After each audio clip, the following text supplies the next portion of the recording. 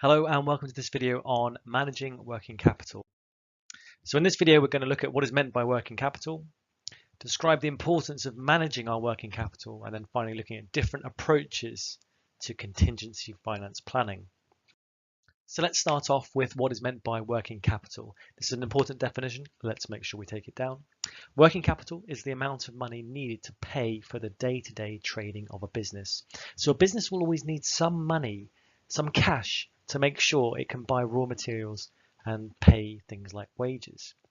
If a business was to run out of money, run out of cash, and isn't able to pay for its day-to-day trading, we would describe the business as being insolvent. So here we're not talking about buying a big new factory or something like that. We're just talking about money required, cash in the business for day-to-day trading, and we call this working capital. Now, why having some working capital within the business is important? Because of the working capital cycle and the way in which cash typically flows around a business. Now let's think about this. Why is working capital so important? Let's think for a typical business. What is the first step in being busy, in running our business? Well, in order to sell something, we have to make something. In order to make something, we need to get supplies. So our first step is we will order stock from our supplier. This will then be turned into products.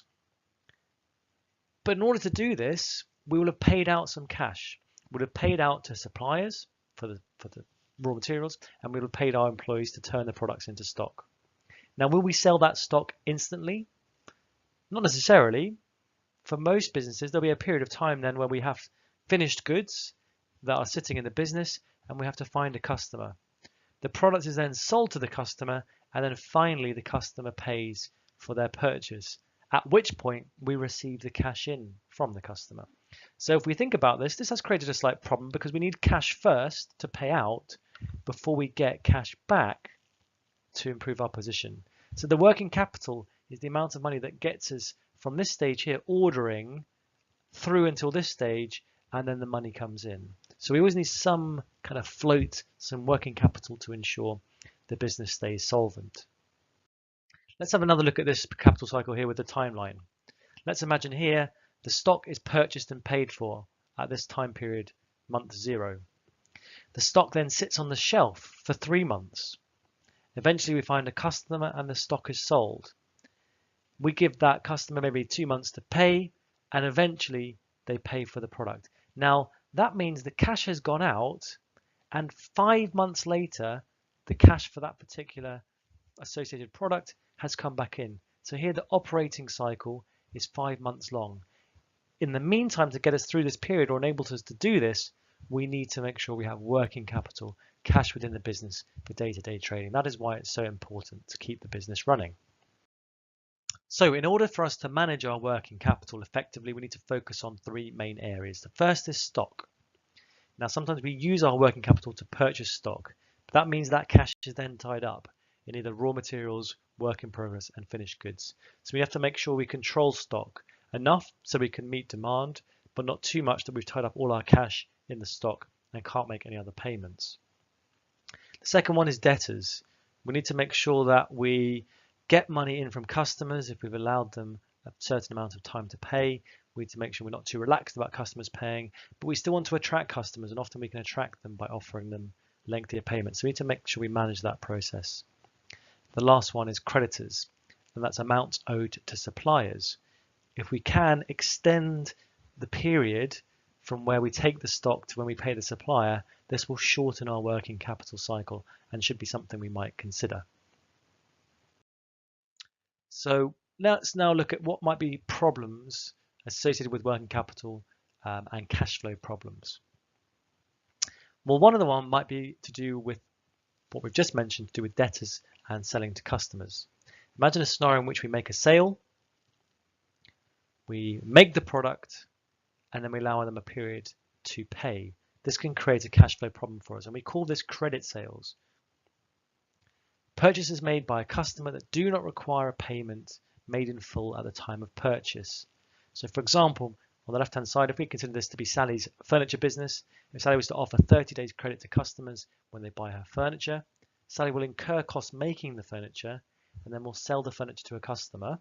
However, she'll have to wait 30 days for the cash to arrive. In that meantime, she may experience cash flow problems, as while the cash has flowed out, nothing has flowed in. Some other causes of cash flow problems. If we have low profits or losses, eventually that will eat up into our cash balances in the bank. If we spent too much on production capacity, then that might give us a cash flow problem. If we're holding too much stock, we've tied up the money in stock. Allowing too much credit sales. A good one to know here is one called over trading. That's when we grow too fast. So for example, in order to sell more, I need to buy more. And if I want to sell more quickly, I buy more quickly. But by buying more, I tie up my cash and I maybe increase the likelihood of running out of money. The last one here is unexpected changes in the business. We maybe don't foresee them. And the final one that can often catch out some businesses is seasonal demand. If we're very busy in the summer, do we have enough working capital? Do we have enough cash to get us through the winter? There is a risk here we might run out of cash in the winter compared to maybe a supermarket has regular cash flows throughout the course of the year. So what can we do to improve the cash position? Well, in the short term, we can maybe try and reduce the amount of stock we hold. We can try and collect money from customers more quickly. And we call these current assets, so reducing our current assets. We could also maybe try delaying payment to our suppliers. We call this increasing current liabilities. If we have any fixed assets that we're not using, we could always consider selling them. More long-term methods to improve the cash flow position might be to get some sources of finance into the business, maybe in the form of equity from shareholders or perhaps from bank loans. Now, in the case of running out of cash, the finance department should put together a contingency finance plan. And that is a plan for if there's a potential negative event, such as a natural disaster or an external shock to the market, like a competitor arriving, perhaps a terrorist attack that weakens the economy, then we're not going to run out of cash. So finance managers will often try and identify and plan for any contingencies. And to reduce risk, we'll often err on the conservative side, assuming slightly worse than expected outcomes in their forecasts. And they want to make sure they have some measures in place if there is a problem identified with cash flow. And certain things they might consider putting in place that we're going to look at are overdrafts, loans, factoring, and getting money from shareholders. So let's start with what is meant by an overdraft. An overdraft is an arrangement with the bank allowing businesses to withdraw money above the amount available. So if you consider a business might have 5,000 euros in the bank, traditionally you'd expect they can only spend 5,000 euros. That's what they've got in the bank. But if they arrange with the bank an overdraft of say 2,000 euros, that means they can overspend by what they've got in their account by 2,000 euros. So in fact, they could actually spend 7,000 euros. But of course, they would pay interest on the 2,000 euros from the bank if they went into it. So some benefits of overdrafts. It's easy to arrange. It's very flexible. Interest is only paid on the money you actually use, not the full extent of the overdraft that's agreed. And you don't have to provide any security or collateral. You don't have to say, if I don't pay you back, you get this. Some drawbacks. It's difficult to budget how much an overdraft will cost because normally the interest rates change as the central bank in the economy changes its rate of interest. Usually a rate of interest is higher than charged on a short-term bank loan because banks aren't exactly certain how much they're going to need to lend you. And often overdrafts can be requested to be paid immediately, paid back. So this can solve a cash flow problem. Second one is a loan.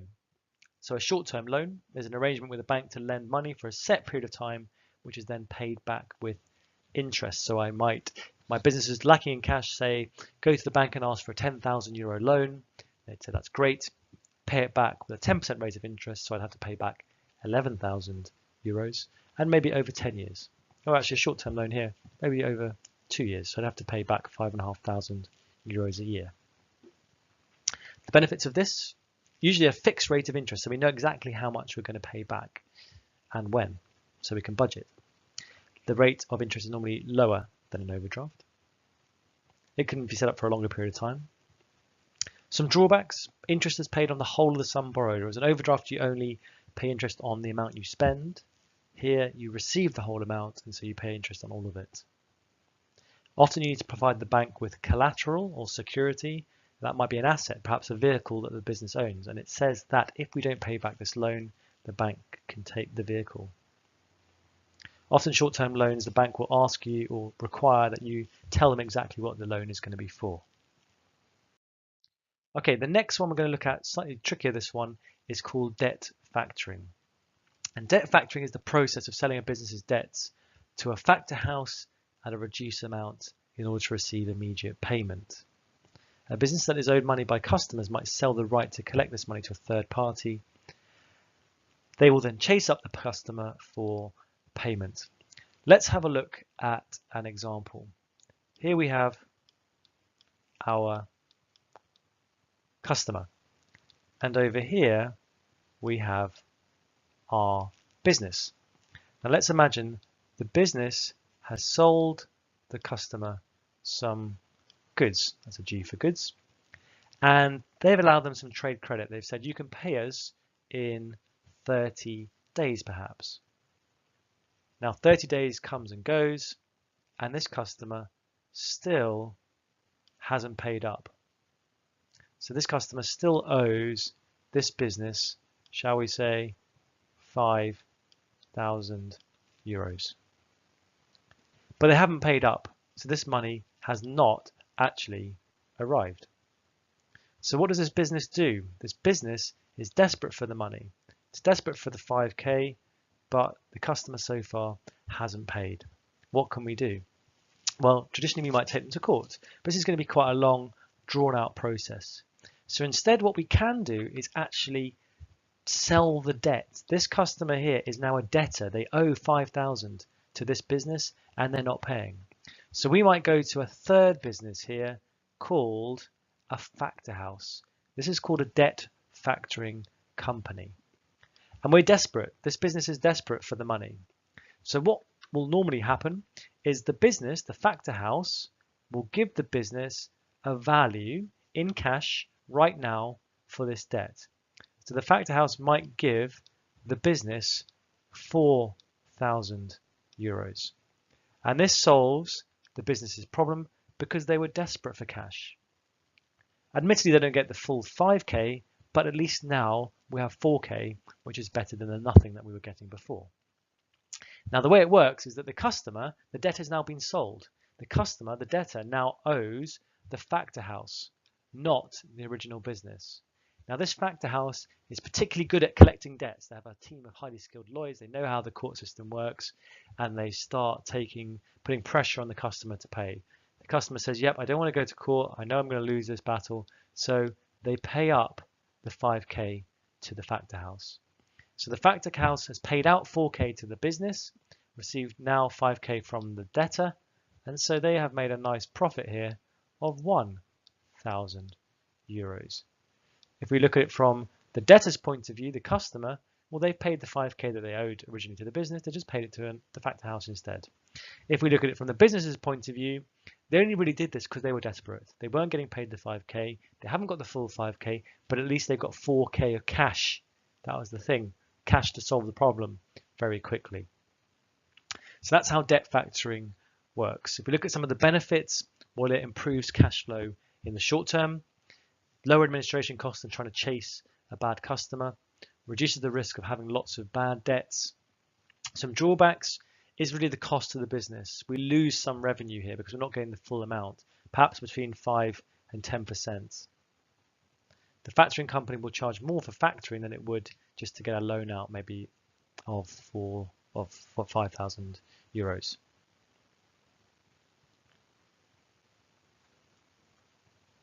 An aggressive factoring company may upset the customer who then doesn't really come back to the business again.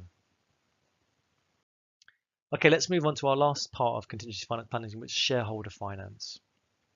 So this is finance raised from the sale of shares. So in the long term, to solve a cash flow problem, we could sell more shares. And we've looked at this before. This is a form of equity capital. The shareholders become part owner of the business. They're rewarded for their investment through the payment of dividends. And this is only an option for private limited companies and public limited companies. Some of the benefits: we only need to pay dividends. We need to make a return on this investment if there's profit being made.